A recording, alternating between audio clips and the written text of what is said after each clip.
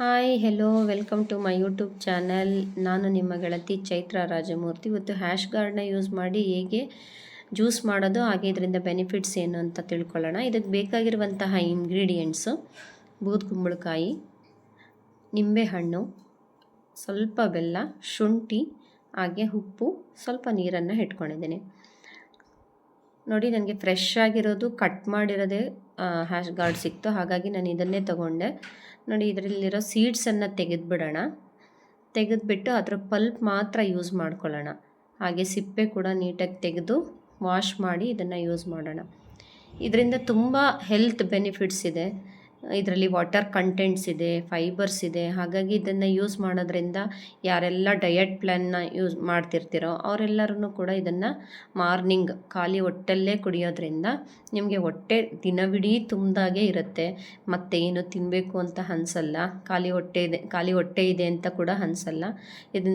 ಇದನ್ನು ಕುಡಿದ್ರೆ, ಮಾರ್ನಿಂಗಲ್ಲೇ ಕುಡಿದ್ರೆ ನಿಮಗೆ ತುಂಬ ಹೊತ್ತು ಹೊಟ್ಟೆಗೆ ನನಗೆ ಅದು ಬೇಕು ಇದು ಬೇಕು ಅಂತ ಅನಿಸೋದೇ ಇಲ್ಲ, ಅಷ್ಟು ಹೊಟ್ಟೆ ತುಂಬಿದಾಗೆ ಇರುತ್ತೆ. ಮತ್ತು ಕಾನ್ಸ್ಟಿಪೇಷನ್ ಇರೋರು ಕೂಡ ಇದನ್ನು ಯೂಸ್ ಮಾಡ್ಬೋದು. ಇದರಲ್ಲಿ ವಾಟರ್ ಕಂಟೆಂಟ್ ಜಾಸ್ತಿ ಇರೋದ್ರಿಂದ ನೀವು ಇದನ್ನು ಕುಡಿದ್ರೆ ಡೈಜೆಷನ್ ಚೆನ್ನಾಗಾಗುತ್ತೆ, ತುಂಬ ಹೆಲ್ತಿಗೆ ಒಳ್ಳೆಯದು ಕೂಡ. ನೋಡಿ, ಈ ಥರ ಕಟ್ ಮಾಡಿ ಇಟ್ಕೊಂಡಿರ್ತೀನಿ. ಎಲ್ಲ ನೀಟಾಗಿ ಕಟ್ ಮಾಡಿಕೊಂಡು ವಾಶ್ ಮಾಡ್ಕೊಂಬಿಡೋಣ. ಯಾಕಂದರೆ ಅದನ್ನು ಕವರೆಲ್ಲ ಹಾಕಿ ಯಾರ್ಯಾರು ಮುಟ್ಟಿರ್ತಾರೋ ಅಲ್ವಾ, ಅದಕ್ಕೋಸ್ಕರ ನಾನು ವಾಶ್ ಮಾಡಿಕೊಂಡೆ. ಮತ್ತು ಅದನ್ನು ಈ ಮಿಕ್ಸರ್ ಜಾರ್ಗೆ ಹಾಕ್ಕೊಳ್ಳೋಣ. ಸ್ವಲ್ಪ ಬೆಲ್ಲ ಹಾಕ್ಕೊತಿದ್ದೀನಿ.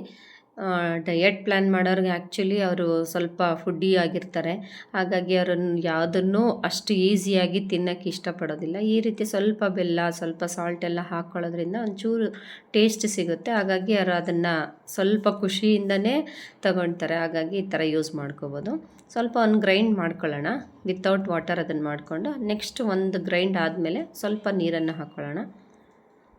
ಮತ್ತು ಇನ್ನೊಂದು ರೌಂಡ್ ಮಿಕ್ಸ್ ಮಾಡ್ಕೊಳ್ಳೋಣ.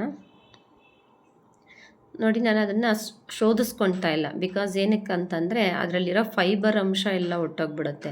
ಫೈಬರ್ ಕಂಟೆಂಟ್ ನಮ್ಮ ಬಾಡಿನಲ್ಲಿ ಇನ್ಕ್ಲೂಡ್ ಆಗಬೇಕು. ಯಾವಾಗಲೂ ಯಾವುದೇ ಜ್ಯೂಸ್ ಮಾಡಿಕೊಂಡ್ರೂ ಫೈಬರ್ ಅಂಶ ನಮಗೆ ಒಳಗಡೆ ಸೇರಬೇಕು. ಬರೀ ಹಾಗೆ ಮಾಡಿಕೊಂಡು ಅದನ್ನು ಶೋಧಿಸಿ ಕುಡಿಯೋದ್ರಿಂದ ಅದರಲ್ಲಿರೋ ಬರೀ ನೀರಿನ ಅಂಶ ಮಾತ್ರ ನಮ್ಮ ಬಾಡಿಗೆ ಸೇರಿಕೊಳ್ಳುತ್ತೆ ಹೊರತು ಫೈಬರ್ ನಮಗೆ ಸಿಗಲ್ಲ. ಹಾಗಾಗಿ ಅದನ್ನು ಶೋಧಿಸಬೇಡಿ, ಹಾಗೆ ಡೈರೆಕ್ಟಾಗಿ ಯೂಸ್ ಮಾಡಿ.